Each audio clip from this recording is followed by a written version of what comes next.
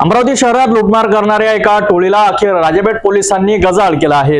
या संदर्भात अधिक माहिती घेऊया आमच्या विशेष रिपोर्टमध्ये। अमरावतीच्या राजापेठ पोलीस स्टेशनच्या हद्दीत एका बांधकाम चौकीदाराचा 14,000 किमतीचा मोबाईल हिसकावून आरोपी फरार झाले होते। या घटनेनंतर राजापेठ पोलिसांनी तात्काळ गुन्हा दाखल करून तपास सुरू केला।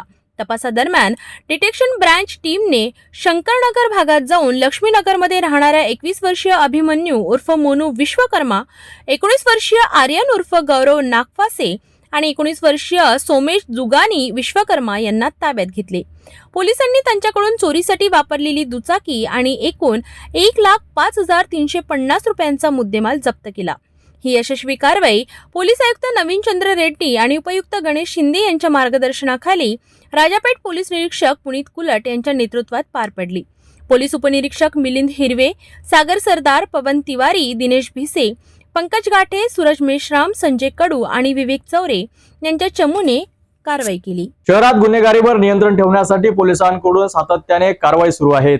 अशाच महत्त्वाच्या घडामोडींसाठी पाहत रहा सिटी न्यूज।